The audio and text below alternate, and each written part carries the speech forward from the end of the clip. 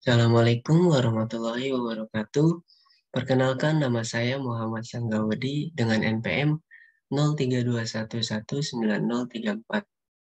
Di sini saya akan menjelaskan perencanaan pengajaran bahasa dan sastra Indonesia yang telah saya buat. Video ini dibuat untuk memenuhi tugas akhir pada mata kuliah PPBSI. Di RPP yang telah saya buat, di awal itu terdapat identitas sekolah. Sekolah yang saya pilih yaitu SMP Negeri 1 Ciamis. Pada mata pelajaran Bahasa Indonesia kelas 9 semester Gasal, materi pokok pidato persuasif. Selanjutnya ada kompetensi inti. KI yang pertama, memahami pengetahuan faktual, konseptual, dan prosedural berdasarkan rasa ingin tahunya tentang ilmu pengetahuan, teknologi, seni, budaya terkait fenomena dan kejadian tampak mata. Kayak yang kedua, mencoba mengolah dan menyajikan dalam ranah konkret, menggunakan mengurai, merangkai, memodifikasi, dan membuat. Dan ranah abstrak, menulis, membaca, menghitung, menggambar, dan mengarang, sesuai dengan yang dipelajari di sekolah dan sumber lain yang sama dalam sudut pandang teori. Selanjutnya di sini ada kompetensi dasar dan indikator pencapaian kompetensi.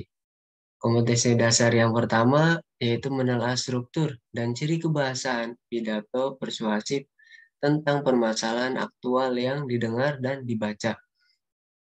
Indikator pencapaian kompetensinya yaitu menganalisis struktur dan ciri kebahasaan pidato persuasif, menentukan struktur dan ciri kebahasaan pidato persuasif, menjelaskan struktur dan ciri kebahasaan pidato persuasif, menyebutkan struktur dan ciri kebahasaan pidato persuasif.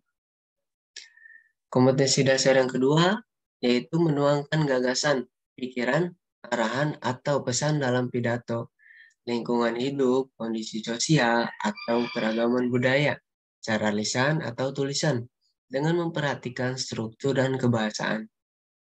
Indikator pencapaian kompetensinya yaitu menuliskan gagasan, pikiran, arahan, atau pesan dalam pidato persuasi. Selanjutnya di sini ada tujuan pembelajaran. Nah, tujuan pembelajaran ini harus mencakup A, B, C, D.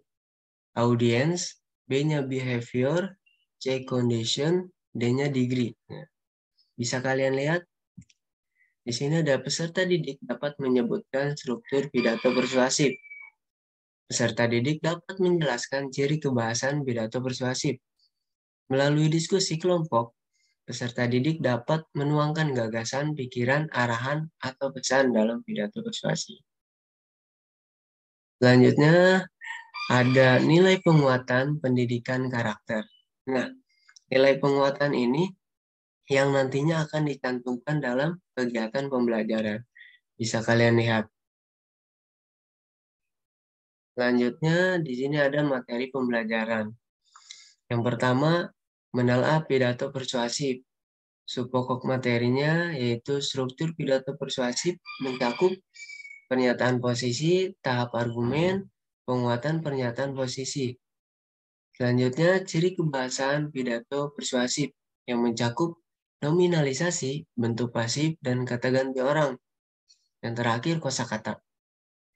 Yang kedua, menuangkan gagasan, pikiran, arahan, atau pesan dalam pidato persuasif yang mencakup pra-penyajian, menulis pidato singkat, dan menulis pidato persuasif. Selanjutnya, ada sumber bahan. Nah, sumber yang saya gunakan yaitu buku paket Bahasa Indonesia, edisi revisi 2018, halaman 34-50. Bahan yang saya gunakan yaitu LKPD dan teks pidato persuasif. Selanjutnya, media dan alat. Media yang saya gunakan yaitu PowerPoint dan buku cetak Bahasa Indonesia. Alat yang saya gunakan yaitu laptop dan Infocus. Selanjutnya, ada strategi pendekatan, metode, dan model pembelajaran. Strategi yang saya gunakan yaitu deduktif, pendekatannya itu saintifik, metodenya itu diskusi, Modelnya itu Project Based Learning atau PJBL. Selanjutnya di sini terdapat kegiatan pembelajaran. Nah, kegiatan pembelajaran ini mencakup kegiatan awal, inti, dan akhir. Di dalam kegiatan pembelajaran ini harus memenuhi unsur-unsur. Nah, unsur-unsurnya itu yaitu nilai karakter, literasi, 4C, dan HOTS. Dalam kegiatan awal, di sini terdapat nilai karakter. Yang pertama itu religius. Guru meminta ketua kelas untuk memimpin doa sebelum belajar. Yang kedua itu nasionalisme. Setelah berdoa, guru meminta peserta didik untuk menyanyikan lagu Indonesia Raya. Dalam kegiatan inti, di sini terdapat 4C, HOTS, dan literasi membaca. Yang pertama itu 4C-nya critical thinking. Guru memberikan kesempatan kepada peserta didik untuk bertanya. Ya, bisa kalian lihat. Selanjutnya ada collaboration. Peserta didik dibagi ke dalam beberapa kelompok. Setiap kelompok mendapatkan lembar kerja dan contoh kerja pidato persuasif. Selanjutnya, di sini ada HOT. Tiap kelompok menelaah struktur dan ciri kebahasaan teks pidato persuasif. Selanjutnya, di sini ada communication. Setelah menelaah, setiap kelompok menuangkan gagasan pikiran, arahan atau pesan ke dalam teks pidato persuasif dengan menggunakan model project-based learning. Nah, selanjutnya ada literasi membaca. Guru meminta perwakilan dari setiap kelompok untuk melaporkan hasil diskusi di depan teman-temannya. Di kegiatan akhir, di sini terdapat kemandirian dan creativity. Kemandiriannya itu guru membagikan lembar post-test untuk mengevaluasi pembelajaran. Kreativitinya, peserta didik diminta untuk membuat teks pidato persuasif dan membacakan di depan teman-temannya. Selanjutnya, di sini ada penilaian hasil pembelajaran. Yang pertama, penilaian sikap. Nah, penilaian sikap ini setiap individu dinilai. Di sini keterangannya yang dinilai itu ada bekerja sama, jujur, tanggung jawab, disiplin, dan sangat disiplin. Nah, kriteria yang dinilainya itu nilainya 100 itu sangat baik, 75 baik, 50 cukup, 25 itu kurang. Bisa kalian lihat. Selanjutnya, di sini terdapat penilaian pengetahuan. Nah, penilaian pengetahuan ini ujian tulis. Di sini saya mencantumkan 2 soal esai. Bisa kalian lihat. Nah, setiap soal itu memiliki skor yang berbeda-beda. Bisa kalian lihat. Selanjutnya, di sini ada penilaian keterampilan. Nah, penilaian keterampilan ini, peserta didik diminta untuk membuat teks pidato persuasif dan menampilkannya di depan teman-temannya.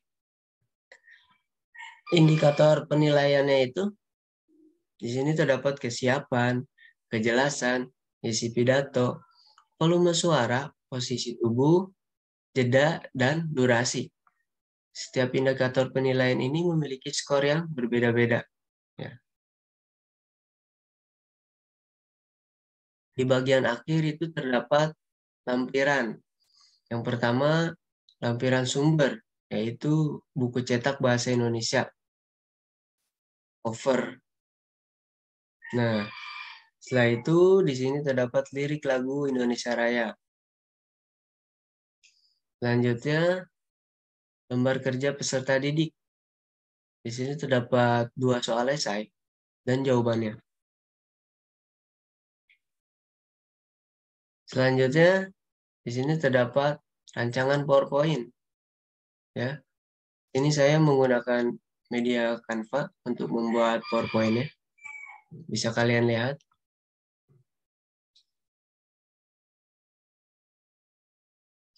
Selanjutnya di sini ada alat yang digunakan dalam pembelajaran. Yang pertama itu ada laptop dan yang kedua itu ada infocus dan layar putihnya. Bisa kalian lihat.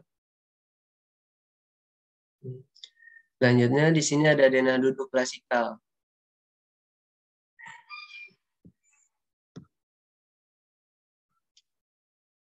Nah, selanjutnya di sini ada dena duduk kelompok. Jadi ketika diskusi dena duduknya seperti ini.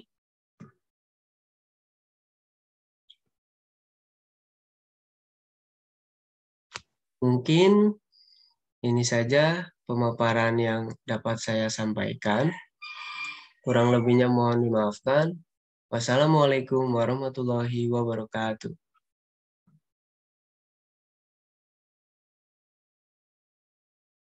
Mungkin ini saja yang dapat saya sampaikan. Kurang lebihnya mohon dimaafkan. Assalamualaikum warahmatullahi wabarakatuh.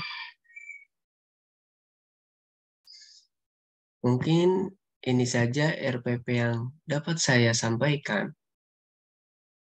Kurang lebihnya mohon dimaafkan. Wassalamualaikum warahmatullahi wabarakatuh.